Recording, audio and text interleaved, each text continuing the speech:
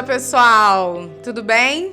Não estão no canal errado. Esse é o Oceancast e eu tô aqui hoje porque nós temos um entrevistado muito especial e vocês vão saber já já. Aqui do meu lado, Felipe Girô, que vocês sempre veem por aqui, e posso confessar que hoje eu tô numa posição mais confortável, digamos assim, né, Felipe? É isso aí, gente, que entrada triunfal, é linda, né?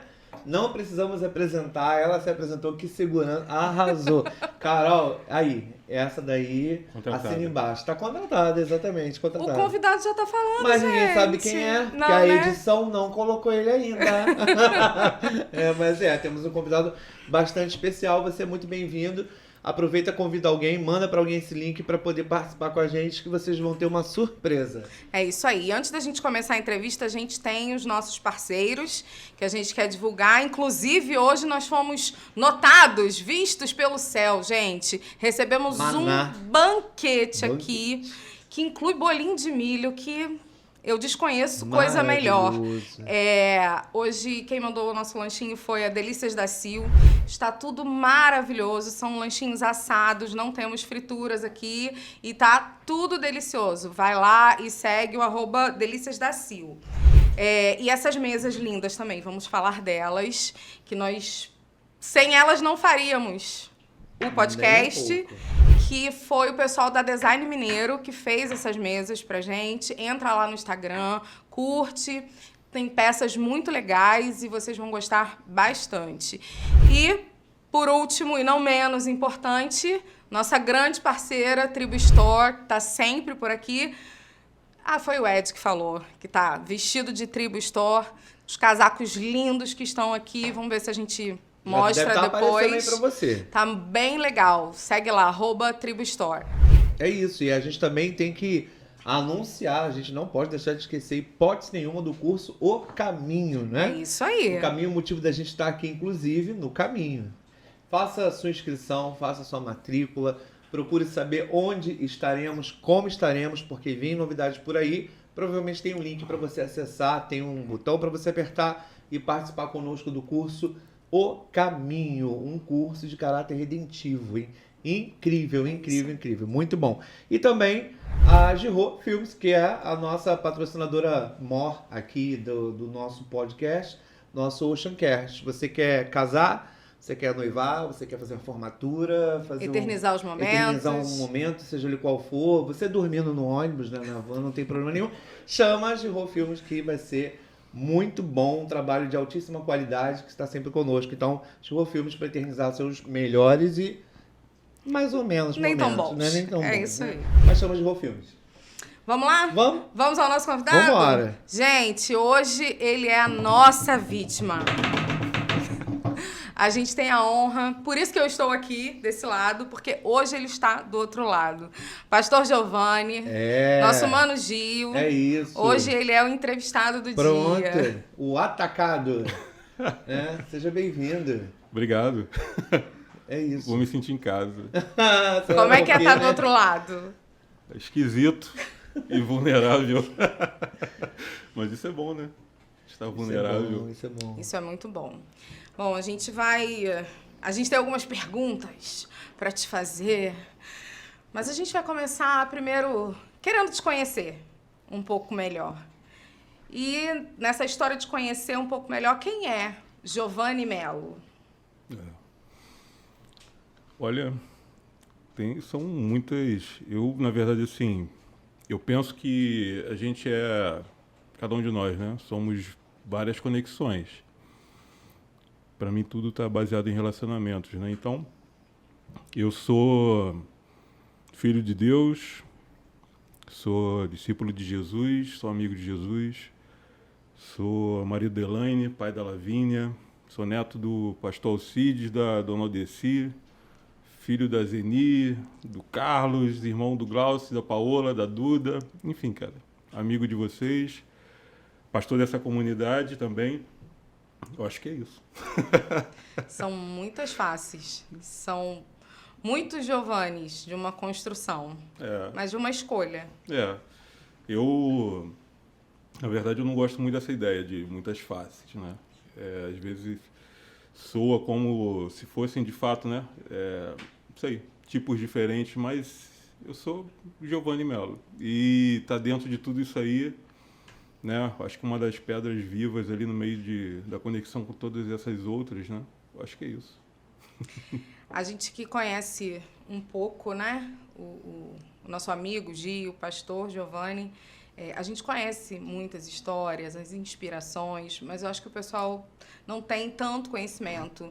E aí eu queria que você contasse um pouquinho pra gente de onde vem a sua inspiração, quem te apresentou Jesus, quem é, assim, a pessoa que você fala, eu vi Jesus a primeira vez através dessa pessoa e a minha construção em Cristo, né? a minha referência vem dessa pessoa.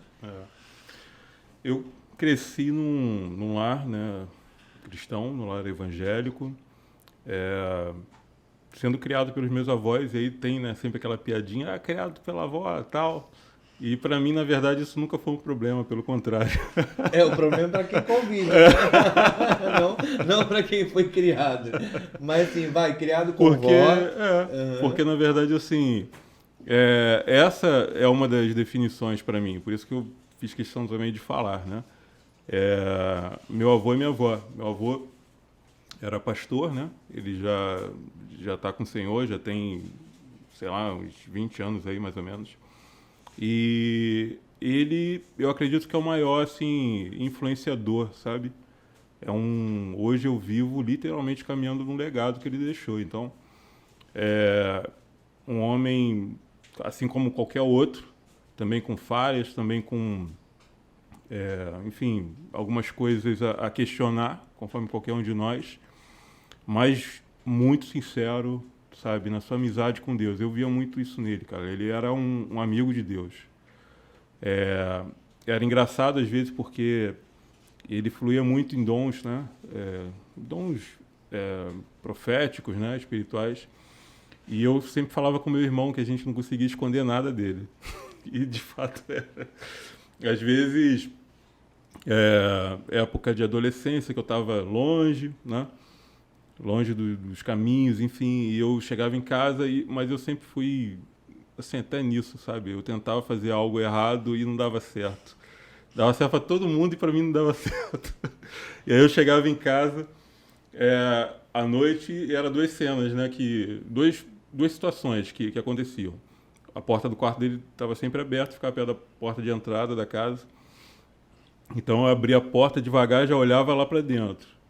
Se ele tivesse com a cara no chão orando, que ele só orava assim, eu passava batido, mas eu sabia que alguma coisa depois ia rolar.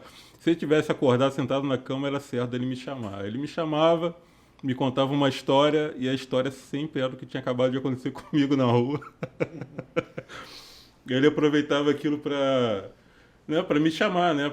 A realidade, enfim. Eu cresci vendo muitas coisas esquisitas, muitas coisas estranhas, no sentido espiritual e milagres mesmo, sabe? Eu cresci num ambiente em que muitas pessoas eram curadas. Ele é um pastor, eu acho que até hoje, assim, lembrado em Macaé, né? Que a igreja era em Macaé. E pessoas sendo curadas, eu vi, sabe, um garoto da minha idade levantado de uma cadeira de rodas e ficar curado, sabe, mesmo. Ele foi curado de um câncer. Eu vi ele, antes de ser curado doente, fazendo batismo. Enfim, cara, são muitas memórias e muitas conversas também, muitas experiências, sabe, muitas palavras proféticas daquela época, né, que o Senhor usou ele para liberar sobre a minha vida, e que literalmente hoje eu ando em cima disso, sabe? Então, a referência que eu tenho é esse cara, entendeu? Pastor Alcides Faria. E, de repente, se alguém de Macaé ouvir, com certeza vai lembrar dessa época. Não só a minha vida, mas ele marcou profundamente muita gente. A gente já viu um desenho aí, então, né? De uma história com uma região que não vem de hoje. Não veio parar em Rio das Ostras simplesmente por vir. Já havia um caminho.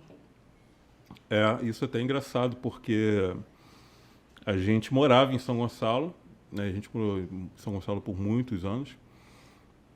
e a igreja de Macaé. Então, a minha rotina de criança e depois de adolescência, né, durante um bom tempo, era final de semana vir para Macaé. Né? Ele vinha para Macaé, para a igreja, fazia o culto. Aí depois teve uma época que a gente morou mesmo em Macaé, mas voltamos para São Gonçalo. E, coincidência ou não, né, eu fui batizado aqui, né, na Lagoa do Iriri, né, que era a Lagoa da Coca-Cola, que era limpinha naquela época. Né? Ah, agora a gente entende. Né? O meu pecado ficou todo lá. Literalmente fui lavado. E, cara, muitos anos depois eu, né, vim para cá. Né, já tem 9 anos que estou aqui em Rio das Ostras com a minha família e tem sido, né, uma aventura, né, uma jornada. Quem é Giovanni antes e depois de pastor? Conta pra gente. Tem diferença? É a mesma coisa? Eu não sei se eu percebi uma influência, se você consegue dizer isso a partir da sua própria experiência, da referente à história de Samuel, né? Foi intencional estar vivendo com seu avô, essa criação, né, debaixo do serviço para Deus e hoje ser um pastor? Tem essa influência? Quem é Giovanni antes? Quem é Giovanni agora? Muda muito? Não? O que muda? O que não muda? Eu acredito que, assim, eu, na verdade, eu não sou apegado nem um pouco, nunca fui a títulos, cargos, né? Eu antes tinha, na verdade, aversão mesmo a isso. E é engraçado porque, assim, eu, desde pequeno, cara, eu sabia que uma hora eu não tinha como fugir disso, sabe? Mas eu tentei fugir do jeito que eu tentei, sabe? Conseguia, mas não deu certo. Ainda bem. Mas eu acho que tem uma diferença no sentido de responsabilidade. Né? Porque para mim, e aí vem muito do que eu vi, né? Do que eu tenho como legado com meu avô, que era uma vida de muita responsabilidade, sabe? Naquela época não tinha e-mail, né? Não tinha mensagem, então eu via sempre a escrivaninha do meu avô lotada de cartas que as pessoas mandavam para ele, até de fora da cidade, enfim. E ele fazia questão, cara, de pegar cada uma e ler cada uma, responder cada uma. As visitas, depois sabe, a presença. Depois explica. Uma galera que não sabe o que é isso, não. Edgar, coloca uma definição aqui do dicionário aqui embaixo, isso. Né? Um verbete. Não sabe o que é carta, Ocean Cash é cultura. Exatamente. É isso aí. E essa responsabilidade de cuidado, sabe? Ele era assim, ele era um cara, né, um pastor que ele entrava na igreja, todo culto, ele ia cumprimentando cada pessoa na igreja, não importa quantas pessoas estivessem, ele ia cumprimentando uma a uma, né, na entrada. Ele fazia questão disso, sabe, esse contato, ele era uma pessoa muito acessível, e para mim, assim, é isso, é responsabilidade, né. Existe fato, né, pelo menos é o que ficou muito latente para mim, um peso espiritual no sentido assim, essa carga de responsabilidade, né? Você é chamado para um lugar diferente, onde muitas pessoas te olham, muitas pessoas se inspiram em você. Então, literalmente, assim, é aquela coisa de ser, de fato, né, servo de Cristo, escravo, cara. E eu não tenho mais a minha vida e também nem quero ter para mim. Eu quero viver para Ele, sabe? E isso, refletir isso na vida de pessoas, então é essa a grande responsabilidade. E tudo isso implica um peso de responsabilidade, implica lutas, né? Dificuldades também, que vem mesmo, né? Mas também é uma estação de revelação, de glória, de intimidade, sabe? Com o Senhor, que até então eu realmente assim, não tinha experimentado. Para mim tem sido isso. Mas um grande desafio, um grande desafio. É aquilo que a Bíblia fala, né? Quem almeja, né, o cargo de bispo, né, no caso de sentido de cuidado, né, de supervisionar, ou, né, trazendo pastor, enfim, almeja boa coisa, né, mas é algo que tem um custo, né? E isso, para mim, está bem latente, bem nítido. Mas é a melhor coisa, para mim. Que diferença. Só ele que acha que não tem? E assim, interessante que algumas pessoas, como a Carol, conviveu sim. com o Gil vocês estão falando isso aí? Né? Não, eu acho que pode ser isso também, né? E a pergunta ela acaba sendo respondida de uma forma bem geral, né? De quem conhece, quem não conhece. Aí tem o paradigma de ser pastor, ter o título e trazer a responsabilidade sobre o título e vice-versa. Mas eu acho que também tem essa parada de quem está de fora nota, né? Ou percebe, ou consegue perceber uma evolução de uma história. É diferente para mim, então eu tô ouvindo, eu sempre vou ouvir a história. Você que tá em casa tá ouvindo uma história, né? E tem gente que viveu ela um pouco mais perto. O que para perto. mim é muito latente na questão do Giovanni diácono e do Giovanni pastor, ele acabou de falar que cada vez que a gente vai para uma nova estação, o Senhor nos requer alguma coisa. Uhum. E eu acho que o encontro do Giovanni com o Senhor, se eu posso dizer assim, a revelação trouxe uma coisa que era muito difícil da gente ver no Giovanni, que era a alegria. Não tinha. Não. Mostrar os dentes, assim. Eita, não tinha. Os amigos e as pessoas que estão perto sempre chamaram o Giovanni de ogro. Ele é o nosso ogro, né? Mas... E não deixei de ser. Mas há uma alegria diferente, um encontro realmente com a face, a pessoa de Cristo. Trouxe espontaneidade, né? Trouxe uma alegria que hoje é visível, que não havia. Nós não conseguíamos ver isso, era sempre realmente muito fechado. Hoje a gente sabe que é fechado porque é dele, mas o coração é bom, né? A pessoa é boa. Eu acredito que, assim, eu tive realmente, né, algumas experiências assim, com o Senhor durante esse processo, né? E continuo tendo, né, algumas coisas. Então, e vem também, claro, de uma aprofundar, de uma busca maior, né, de estudo também, de revelação, vem, sabe, da palavra, não tem outra fonte, né? E eu, sabe, em algum momento, não sei precisar exatamente quando, né, mas eu, de fato, assim, eu encontrei um Jesus que eu ainda não tinha visto dessa maneira, entendeu? E quando eu vi ele da maneira que ele realmente isso me mudou, né? E você vê, cara, eu falei que eu cresci dentro, né, dessa cultura, né, desse legado, mas esse encontro assim para mim foi de liberação. Eu sempre, o Carol está falando assim, além de ser fechado, né, e introspectivo, continua sendo, mas era, né, uma coisa bem mais do que isso.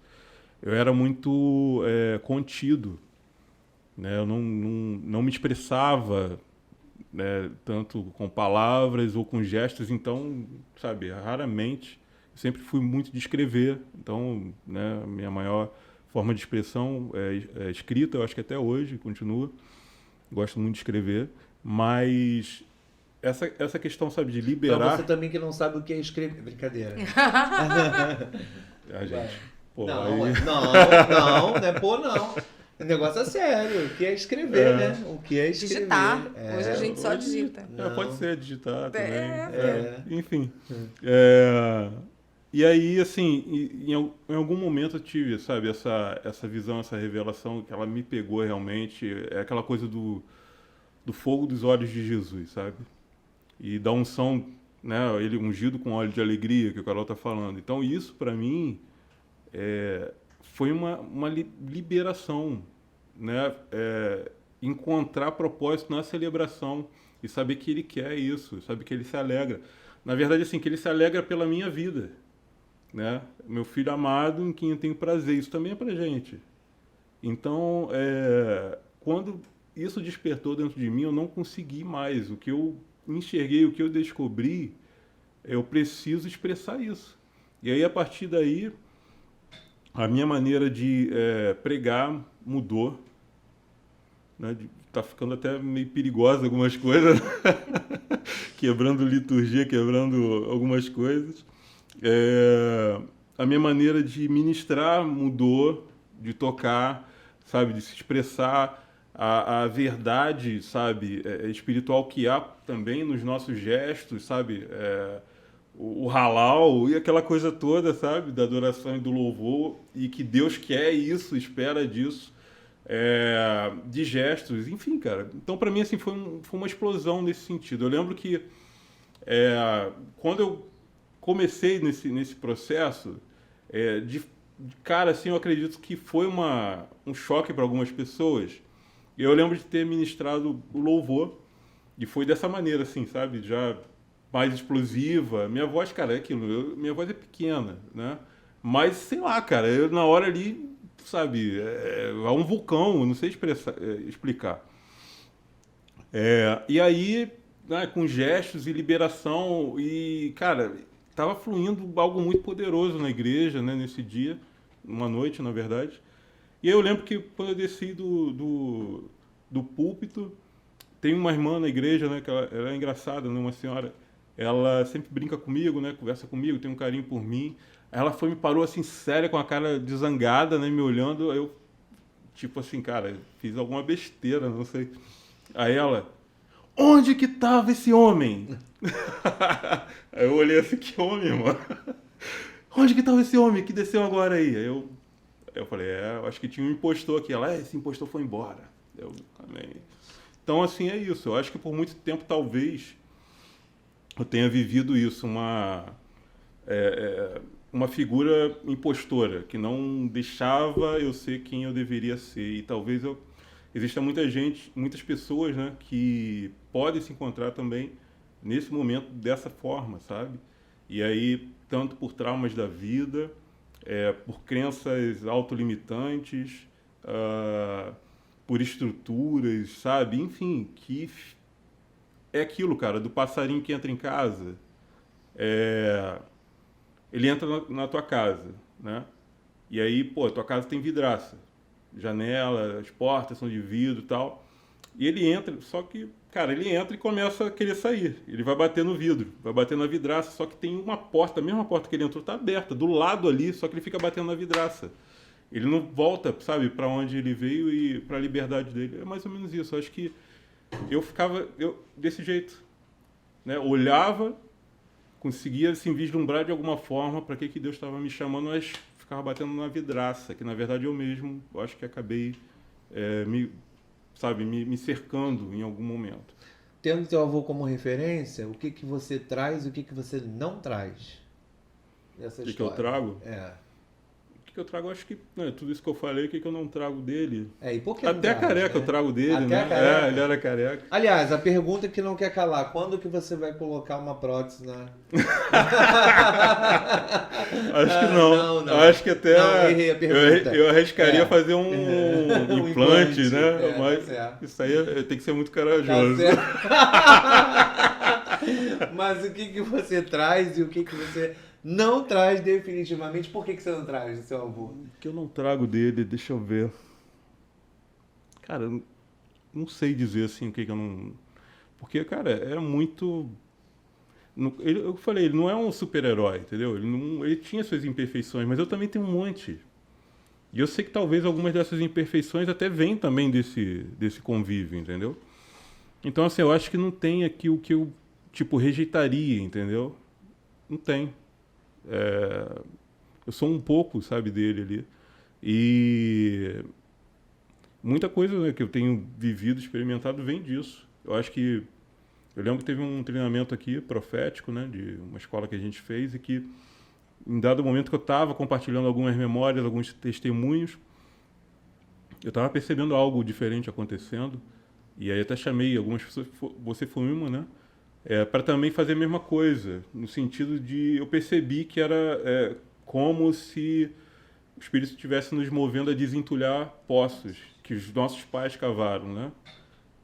Mas beleza, para mim aquilo ali, né, foi um momento ali que o Espírito nos conduziu que eu não sabia de fato assim, o que ia dar. Eu lembro que isso foi no sábado e no domingo, eu ministrei louvor à noite também.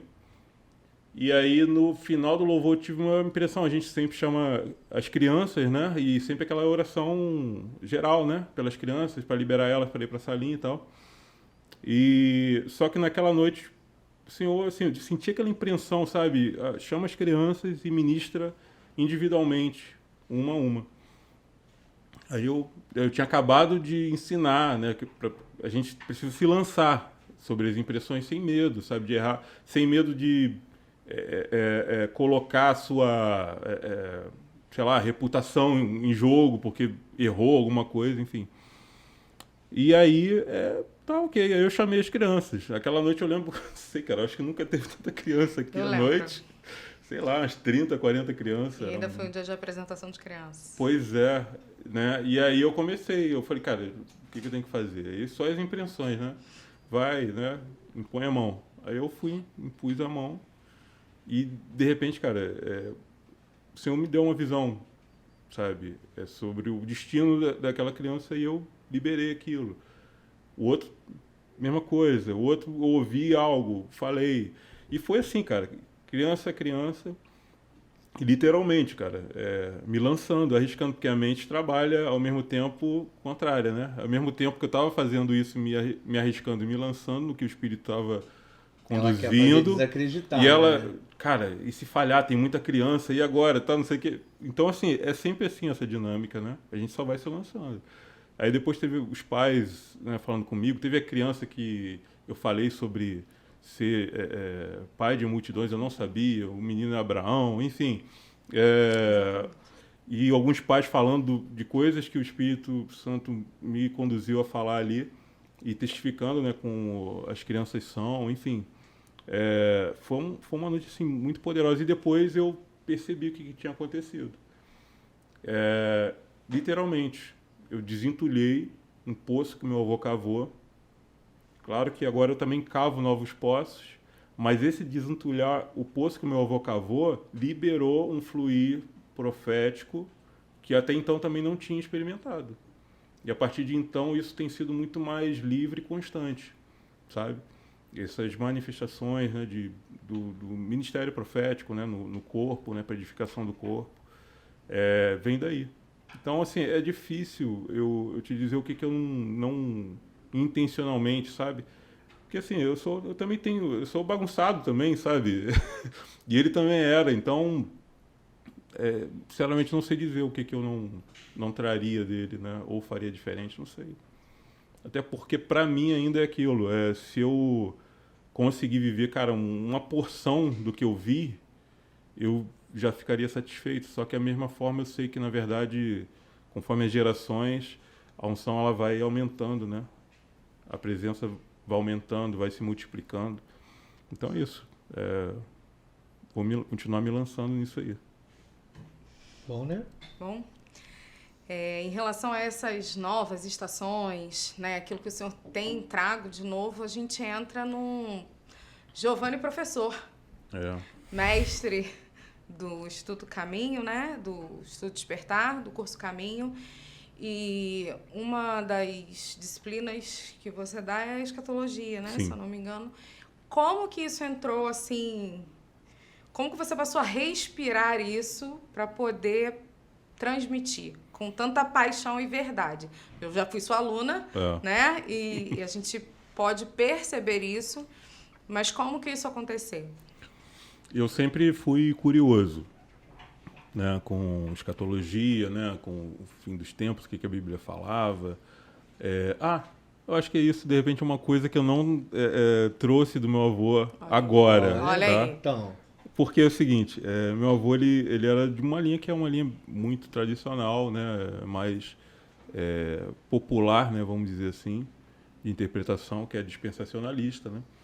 Mas eu cresci dentro desse ambiente. Eu acho que, cara, sei lá, 90%, né, de crente que cresce num ambiente hoje leva em conta essa interpretação porque ela é mais popular.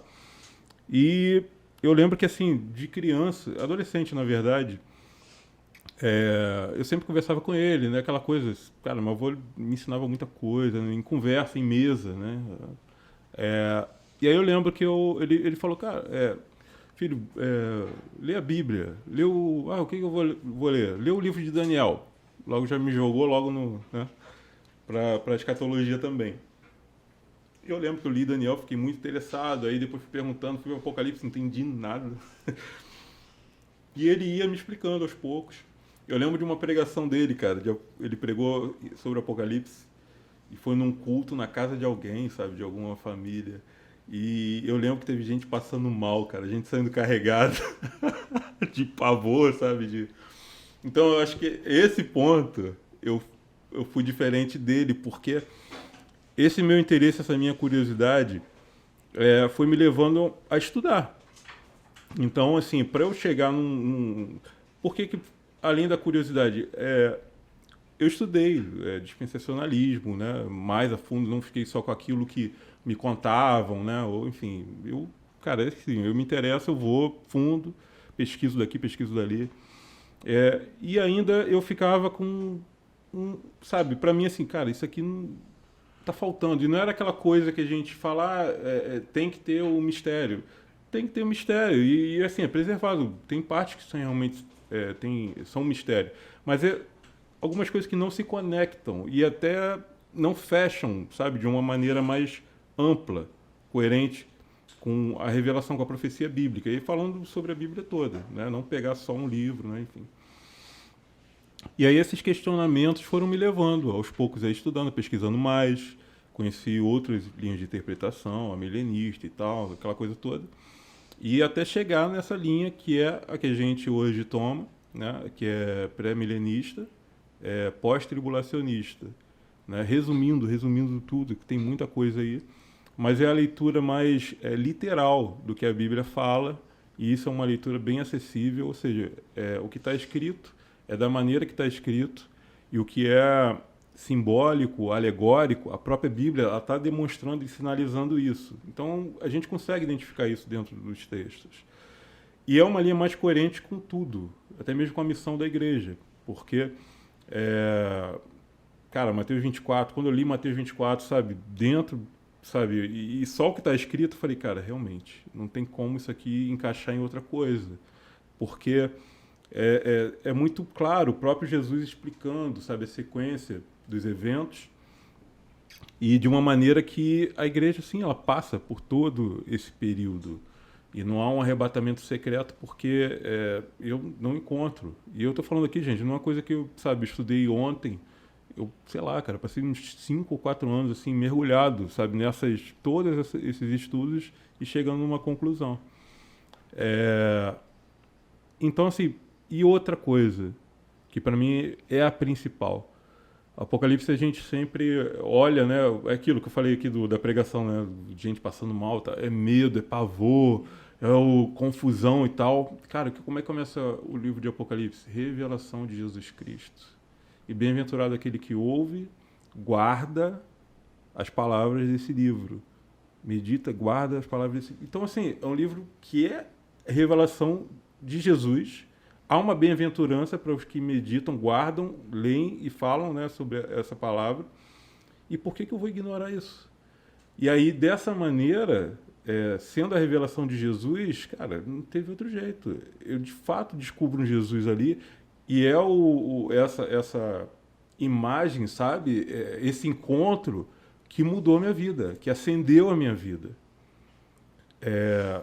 Saber que existe um tempo muito difícil por vir no mundo, mas, ao mesmo tempo, uma glória muito grande através da igreja.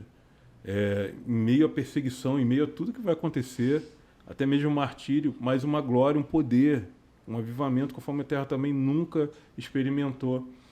E mais, cara, o do porvir, né? O que está por vir, e que a nossa vida não se resume aqui, que a gente não está aqui aguardando para fugir, mas sim para, como igreja purificada, como noiva purificada e pronta, entrar na missão. E para um grande alcance também, conforme nunca aconteceu na história da humanidade. Então, sabe, olhar isso faz todo sentido. Casa o texto, casa a coerência do Evangelho, fecha o plano de Deus, que começa em Gênesis e se desenvolve por toda a Bíblia e termina em Apocalipse, da mesma forma que começou em Gênesis. Então, assim, esse, sabe, não tem outra leitura que seja diferente dessa, que consiga ter uma base sustentável, né, para mim e aqui para a gente hoje. E foi assim, foi esse encontro, sabe, com Jesus. E tem uma das aulas, né, que eu pergunto, né, quando tem umas aulas que a gente fala sobre a volta, a segunda vinda de Jesus, e eu pergunto no final, né, depois que tudo a gente mostra, né, corre os textos e tal, e eu pergunto, qual Jesus que você está aguardando voltar, vir? Porque, cara, quando eu olhei para esse Jesus, a minha vida não podia ser uma resposta, sabe, diferente da que é hoje. Se não é uma revelação, cara, que acende o meu coração, que transforma a minha vida, que faz eu apontar a minha vida e comprometer minha vida hoje, sabe? Mas no que vai refletir na eternidade, então não faz sentido, sabe? É um Jesus escandaloso, né? Totalmente. Bem escandaloso com relação Ele já ao que foi se escandaloso estudava. na primeira vinda, né? E agora vai ser muito mais, né? Exatamente. Agora, diante dessa sua experiência, né? Lá com seu avô tal, e marca uma geração anterior, talvez seja possível afirmar que para a visão escatológica, e aí tem várias e a gente não tem tempo aqui de explicar todas elas. Vem pro caminho. Vem pro caminho. Vem pro Eu ia falar isso. Não, Alexandre. Vem pro caminho, Vem que gente. dá tempo. Mas na verdade, assim, a gente pode, né? As pessoas podem até divergir, né, da sua linha escatológica, mas não pensar na outra é uma falta de acesso absurda, porque Sim. você, no fundo, a sensação que dá é que a igreja ela não discute a escatologia, né? Ela fica em Gênesis, ela para por ali porque é tudo belíssimo, né? Sim. Então ela vai ficar até feliz com a queda, ela tá super feliz porque ela chega na cruz, então Jesus ressuscita, acabou tudo. Eu tô né? salvo e... Pois é, e aí assim, não discutir a outra ou os outros pensamentos escatológicos significa ficar alheio a uma condição de conhecimento profundo, né? É absurdo. Você também entende assim? Por que a igreja não fala mais sobre escatologia? Aliás, se fosse uma ordem cronológica, se a gente fosse obedecer isso ou desobedecer isso, por que não se falaria só de Apocalipse? Faz muito mais sentido falar de Apocalipse, né? É um livro de esperança, né? É. Um livro, na verdade, de glória. Futuro. Exatamente. Né? Plenitude, eternidade, né? E, assim, são os dois livros que são mais, estranhamente, né? Que são os mais negligenciados, Gênesis e Apocalipse. E exatamente, como começou, também indica como termina. E tá tudo, sabe, interligado. Agora, eu fiz questão desse tempo de estudo me dedicar, sabe, nessas principais. Tem várias, né, linhas interpretativas, mas essas principais, né, para poder conhecer realmente a fundo, uma investigação realmente. Eu acho que isso é válido. E eu também, assim, me assusto no sentido de que se toma como uma verdade absoluta, que na verdade já vira uma tradição, e não se investiga a fundo nem a origem disso, né? Porque essa linha dispensacionalista é uma linha que é a mais recente, no sentido de 200 anos para cá, e veio através da interpretação de um sonho, de uma menina, enfim, foi difundido amplamente, popularmente, porque a maior denominação se tornou uma regra, pentecostal, né? colocou essa interpretação na sua Bíblia de estudos, que era usada nos seus seminários, então... ficou e acabou. E ninguém discute, só que ninguém investiga, ninguém vai a fundo. E os pontos, vamos botar assim, como difíceis ou complicados, são ignorados. São ignorados. E aí é uma grande contradição para mim.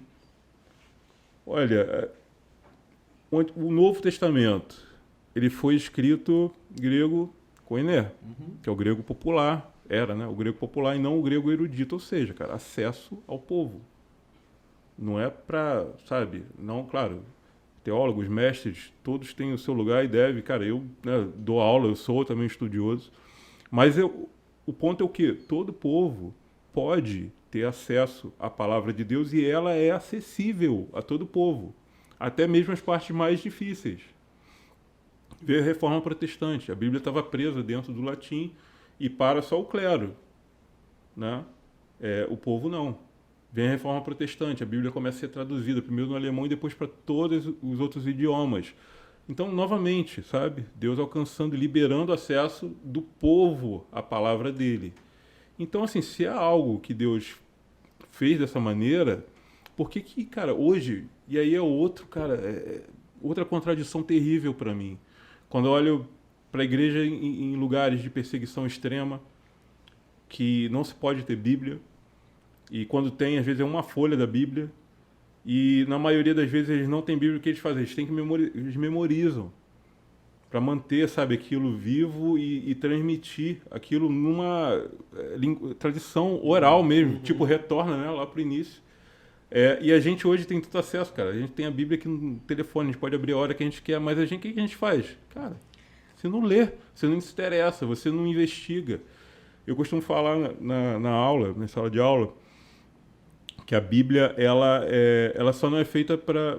Ela só não é boa, no sentido assim você não vai conseguir nada com a Bíblia, para 2 tipos de pessoas, os arrogantes e os preguiçosos.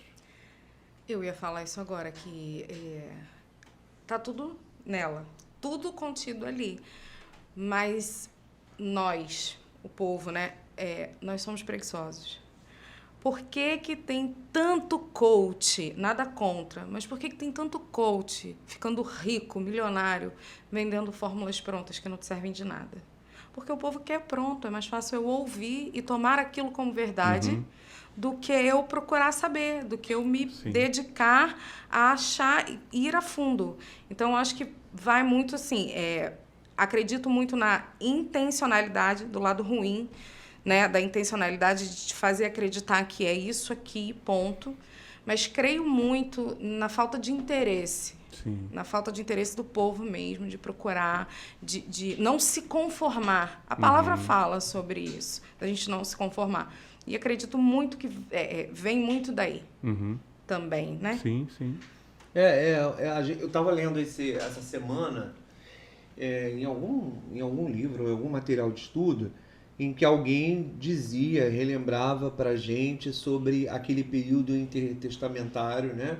Que é um período datado em torno de 400 anos, onde Deus se cala, os profetas se calam, na verdade, eles não trazem profecia, e aí impera nesse período, então, os filósofos, né?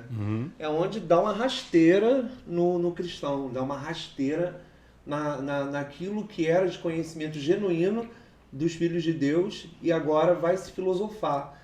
Então, ter um coach falando é muito bom, porque você tem o papel do filósofo de novo. Você pega o sobrenatural, que fazia parte de todo o contexto, né, de ser filho e filha de Deus, movendo profético, e agora você questiona o sobrenatural. Você põe em queixa, você põe em dúvida, porque você já não vive mais isso, porque há um distanciamento e quase que pecaminoso de você viver o sobrenatural, porque isso é sinistro. Então você vai viver o natural, você vai filosofar cientificamente sobre aquilo que você pode, concreto, mexer, né, tocar. Então acho que tem muito a ver com isso, essa ruptura, né?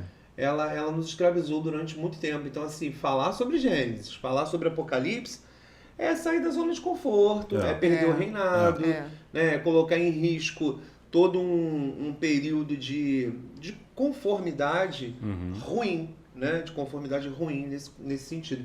Acho que tem muito a ver com o que a Carol está falando, né? Você falou do período de 400 anos, né? E falou dos filósofos. Eu vi uma entrevista essa semana da pastora Helena Tanuri. Ela deu até uma entrevista para um podcast e ela fala exatamente sobre isso. Sobre o motivo pelo qual hoje muitas pessoas acham que as mulheres não têm vez nos ministérios, né? E ela fala exatamente sobre isso, que no período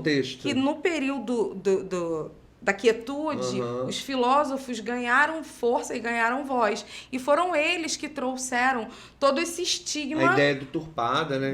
Para a mulher. E não só da mulher, né? E aí a gente entende uma série de outras ela estava falando sessões. sobre a mulher, mas exatamente nesse período levantam-se os filósofos e são eles que, a partir daí, ditam aquilo que pode e aquilo que não pode. Exatamente.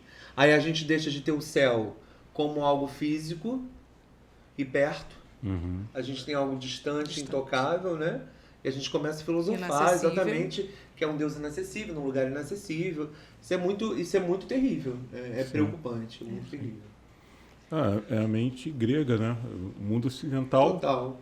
Né? Ele tem essa cultura, né? Então a gente é ensinado e todas as esferas, né, de cultura, de ensino, seja o que for, é esse pensamento, né, que é um pensamento que é dualista, né? Se é espiritual, não pode ser físico, né? Céu, terra, espírito, matéria.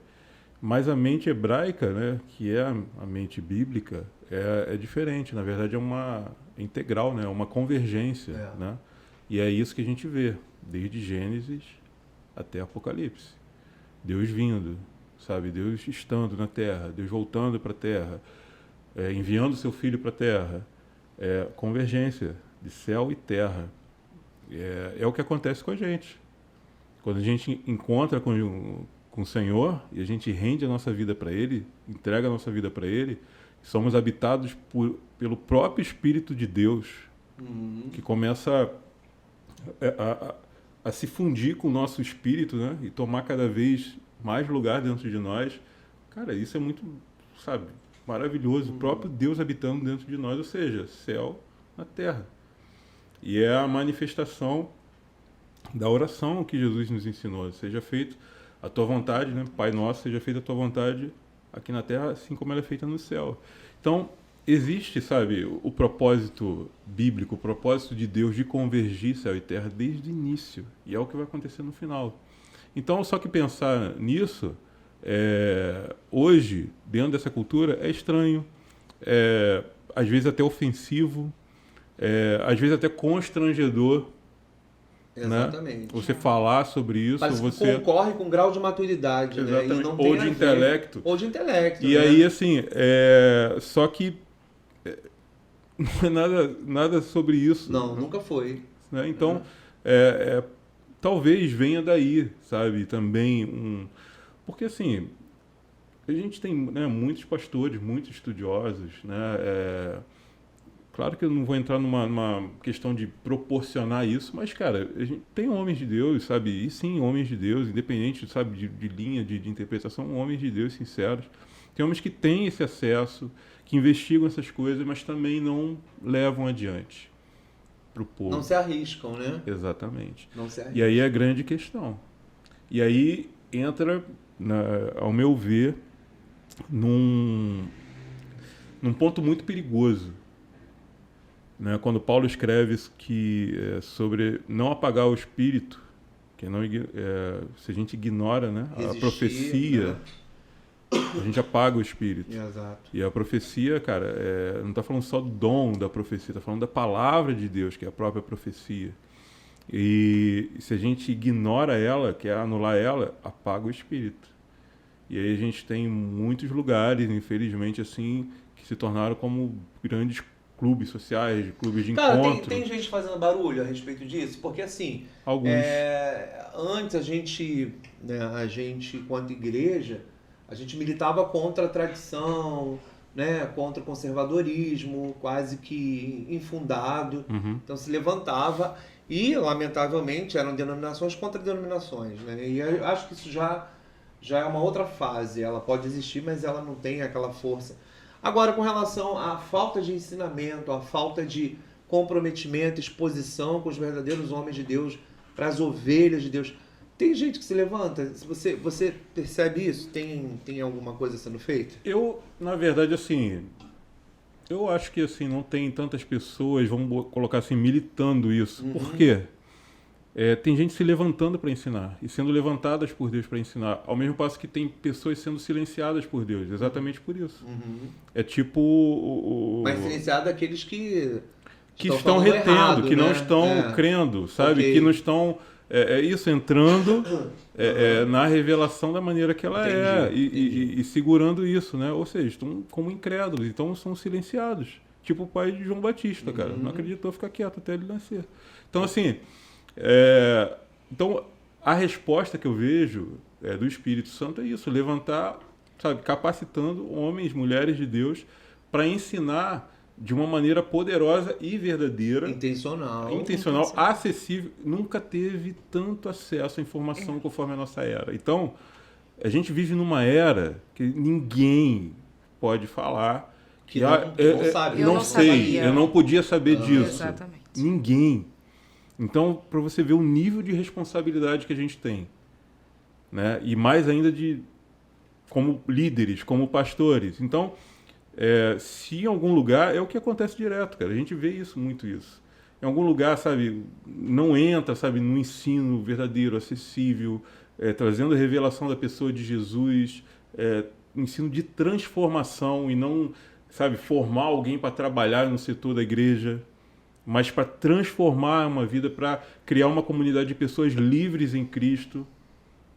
Se não tem, se a pessoa está num lugar desse, hoje ela acessa em qualquer lugar alguém que vai estar transmitindo isso. Pode soar como arrogância? Não. Não. Pode ter casos que pessoas imaturas se deixem levar por isso. E aí entra o processo também de aprendizado, tá? Não é uma coisa que não aconteça. Claro que acontece. Mas se você vê que uma sociedade precisa... Mas não deveria acontecer. Exato. Você tem uma sociedade que precisa. Uhum. Você tem os caminhos, as ferramentas, né, a disposição para fazer. E quando você se submete a fazer intencionalmente, né, ficou até um paradoxo, submete a fazer intencionalmente, não vai soar como arrogância, ou é um mal necessário, ou Deus realmente está nesse processo, não, sabe? Eu acho que quando a gente... É o que eu falei. Né, aqui colocando a minha experiência que eu estava relatando aqui para vocês. Isso é algo que eu não posso conter, cara. Não tem como eu conter isso. Então, se eu estou no lugar e Deus me colocou nesse lugar e com essa responsabilidade de transmitir isso, eu preciso transmitir isso. Em outros lugares não é assim, mas não é o meu papel também cara, você está errado aí e tal. Não. E aí, você tocou no assunto que eu acho que é onde eu quero... Eu não tenho... Eu sei que tem gente que faz isso. Não tem essa pretensão. Tá? Mas eu não acredito nisso. Não acredita? Ela não é legítima? Não, eu acredito que isso não dá o fruto que deveria dar. Nós já porque conversamos sobre isso. Nosso ministério é um ministério de reconciliação. Isso. Né? Que é o ministério que Jesus nos encarregou. Assim como ele, né, reconciliou nós ao Pai. Ok. Eu acho que divergências de interpretação aqui e ali sempre cabível, vai ter. Né? Isso não é uma coisa que a nível geral... Eu acho que a nível local, sim, importa muito. Tá? Todos caminharem dentro da mesma unidade de pensamento, de propósito. Agora, num aspecto geral, eu acho que não. Até porque, cara, é multiforme graça. Deus age da maneira que Ele quer, no meio que Ele quer, com a pessoa que Ele quer. Isso, perfeito. Então, assim, não tem o que discutir Ele isso. se revela. Deus está se revelando e agindo. Cara, Deus se revela para pessoas... que vão para essas igrejas assim, de massa, né? Que a gente, teologicamente, a gente discorda de praticamente tudo. Mas a pessoa, o fato a pessoa é atraída por Deus para lá. Deus se revela aí o que fora acontece? do cristianismo, né? Exatamente. Sim. E o que acontece? Essa pessoa é levada nessa caminhada por Deus e ela tem um outro momento de revelação e ela passa a seguir outras pessoas, a estar com outras pessoas. Então, assim... o ponto para mim nunca vai ser eu ter que levantar aqui um cartaz, uma bandeira e dizer, todo mundo está errado. Não. Despacho da cartolina, então esquece, tá? Joga fora aí. Joga fora. Mas é o quê? Assim como eu fui inflamado, cara, pelo que eu descobri, pelo aquilo que foi me revelado, eu preciso transmitir isso para as pessoas, cara. Esse é o ponto. Exatamente. Mas nós já conversamos sobre isso até dentro de sala de aulas, que foi uma última aula de escatologia. Até porque pra gente foi muito... Não, gente. O caminho. Vem pro caminho que vocês vão entender. Felipe não estava nessa aula, não estava. Tava coordenando. Tava. Andando por aí. Olha só. E o nosso questionamento foi, a partir de agora nós já sabemos, nós temos a obrigação de informar, de falar. Responsabilidade. A responsabilidade, mas aí entra o que o Felipe está falando. Mas como eu vou fazer isso? Eu preciso achar o equilíbrio. Porque quando a gente está inflamado, qualquer momento é momento. E às vezes não é um bom momento para você fazer aquilo. Né? Então, eu acho que a gente precisa realmente achar esse equilíbrio. A gente pode falar tudo, mas a gente precisa saber falar. E saber o momento de falar e o momento de calar. Exatamente. Eu acho que a partir daí a gente não fere ninguém. Eu acredito que esses pontos... Tá, com certeza tá. Passa na Tá, já assinei já. Assinei, tá? Isso aí. Tá assinado. Tá bom, Tô sabendo não, hein? Nesses pontos, para mim, é o que eu tô falando que vale, sabe? Porque eu não, tipo, vou sentar com outro irmão que acredita diferente e do nada eu vou querer, sabe, discutir isso com ele. Ah, não acredito. Pra quê? Não Você falou que preciso. mudou, cara. Se ele quiser me Ah. perguntar, beleza, eu vou falar com ele tranquilamente o que, sabe, o Tá, que então eu a penso. pergunta é a seguinte, Mas- onde fica a revolta? Eu não tenho revolta. Não tem revolta. Eu já fui Onde muito fica revoltado. a minha? É. Onde fica a minha revolta, por favor? Joga Engole fora. ela. Joga fora. É. Curado. Então, Vem para o caminho, Souza. Não? então pra mim é isso, sabe? É porque essa revelação transformou minha vida, cara. Então, isso precisa alcançar as pessoas. E eu tenho várias maneiras de transmitir isso, tá? Não vai ser em debates necessariamente É isso. que vai se manifestar essa revelação, entende? Então, pra mim é isso, cara. Às vezes um tempo de mesa, uma conversa, é nessa diferença que as pessoas veem, sabe? É isso, é um coração que está inflamado, que está pegando fogo e que está disposto a tudo, a se tornar até mesmo interpretado como o bobo de Jesus, entendeu? O tolo. Cara, é o maior tesouro. Eu encontrei o tesouro, eu comprei um campo, encontrei e achei um tesouro, sabe, Escondido. escondido lá, mais Isso aí. valioso que todas as coisas. É isso. Tem uma pergunta aí muito legal que eu tô vendo daqui. Então, ele tá falando sobre Ai, ai. que encontrou o tesouro. A gente falou sobre aquilo que o senhor requer de nós a cada estação. E tem uma história muito boa sua, que a gente sabe que você é envolvido com música. Aham. Gosta muito. Sério? Equipe de Eu não louvor e sabia. tudo. E guitarrista, É. né? Sempre foi, desde então. Mas tem uma história aí que parou de tocar guitarra. Foi. E foi um pedido gentil. É. Como é que foi isso? Agora ele toca piano. Violão, só violão. Agora eu tenho ficado só no violão e mais nos turnos, né, na sala de oração. Na verdade, eu sempre gostei de violão. Foi o meu primeiro instrumento e Não é a mesma coisa? Gente, enquanto ele fala, Não. eu como. tem mais diferença. Claro que quem toca violão pode tocar guitarra. É porque grosseiramente, isso aí. Mas tem Você largou tem o alho pro diferença. bugalho, Tem né? diferença. Não. Edgar foi meu aluno, né? Ah, Eu sempre então- falava com ele. Então ele vai concordar contigo. Vai. Sempre fui, né, muitos anos, né, envolvido com música, tocando, até profissionalmente em algumas ocasiões. Mas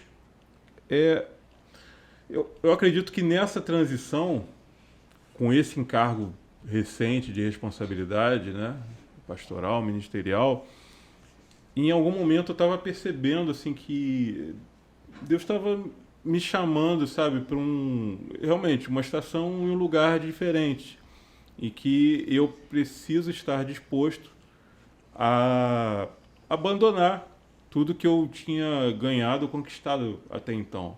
Aqui. Tá sendo modesto. O cara mandava muito mais na música do que na escatologia. Com certeza. Ele tá sendo muito modesto, vocês não têm noção. Exatamente. Explique isso direito, por favor. E Não porque- mede as palavras, não. Não, é porque é o hoje cara, eu é o tava guitarrista. mostrando pro Felipe aqui uma frase, né, que eu até compartilhei um testemunho do John Wimber, né, que saiu aqui num dos perfis que eu acompanho.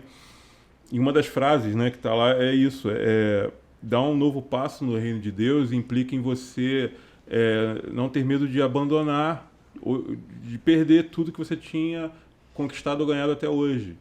Então eu me vi nessa condição. E eu sabia que Deus estava falando comigo a respeito da música.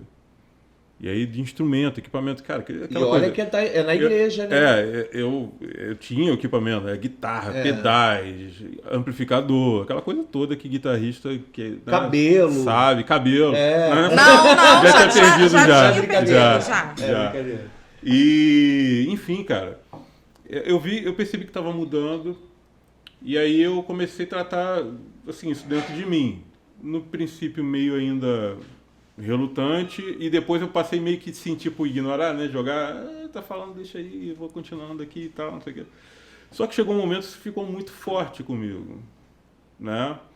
E ao mesmo tempo que ficou forte essa direção, que eu acredito que foi uma direção que o Senhor me deu, meu coração se liberou. E aí eu percebi que, peraí, alguma coisa mudou aqui. Meu coração liberou realmente da música.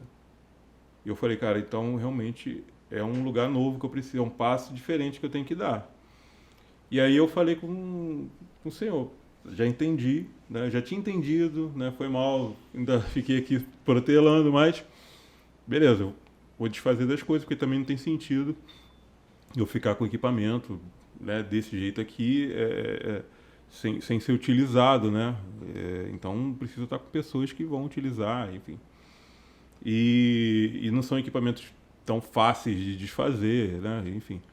E aí pedi para o senhor, cara, beleza, então me fala, né? Quem eu devo procurar, enfim. A história meio comprida, procurei um amigo que na noite que eu orei sobre isso, ele também foi despertado sobre comprar uma guitarra nova. E a gente foi conversando. Ele estava com medo de fazer uma oferta, eu perguntei para Deus qual era o preço, Deus me falou o preço, aí eu, cara, faz a oferta. Ele fez a oferta, era o mesmo preço. Cara, então fechou isso mesmo. Resumindo, o cara é meu amigo, já é meu amigo de adolescência, né? A gente começou a tocar guitarra junto, a gente tocava junto. Tá lá com ele, ele tá servindo o senhor com ela, sabe? Enfim, o instrumento tá em boas mãos. O resto do equipamento, uma parte eu vendi, outra parte eu doei. Deus mandou doar, eu fiz isso.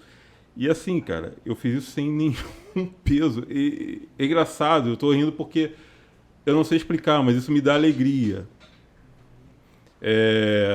Até minha esposa, né, ficava, tem certeza que tá fazendo tal, não sei o quê. Eu falei, cara, tem certeza, pior é isso, tenho certeza que tô tranquilo. É isso, tá né? tudo certo. Então, foi Tá, leve. Dó, ré, brincadeira.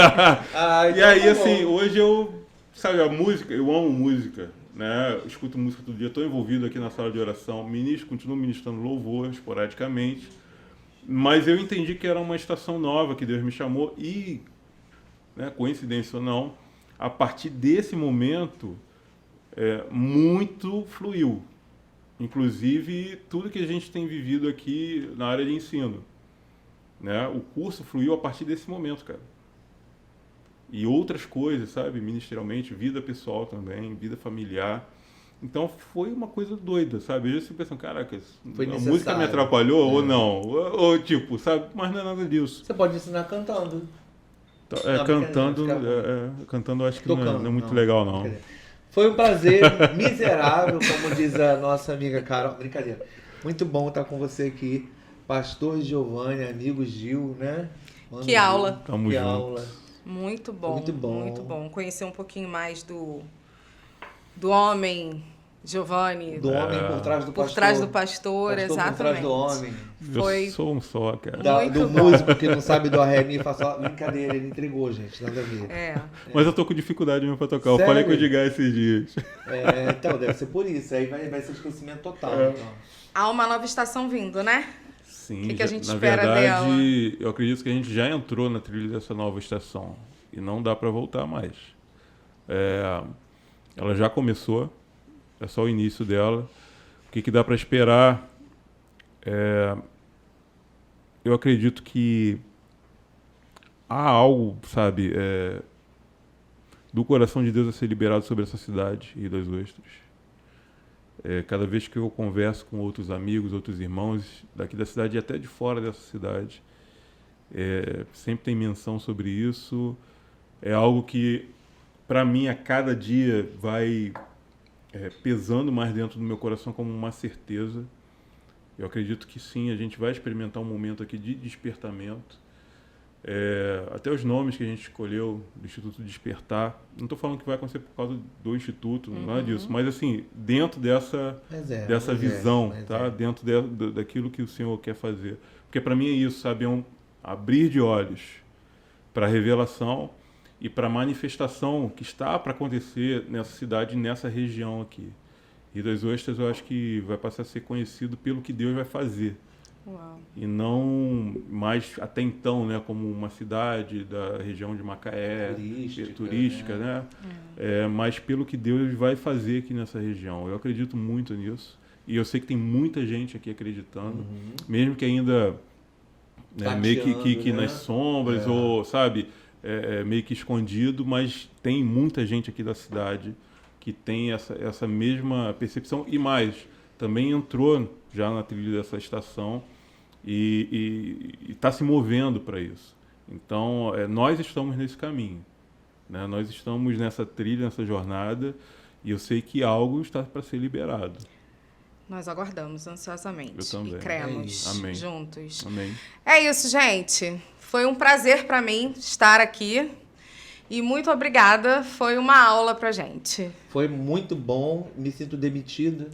Né? Não, Escreve nunca. pra gente aí qual foi a sensação de ter a Carol, Saião com a gente. É só digitar, não precisa de carta, hein, Não, não precisa gente? de carta, nós não vamos jogar pra cima. Mas é isso, até a próxima, pessoal. Foi muito bom. Valeu. Tchau. Obrigado, valeu. Valeu.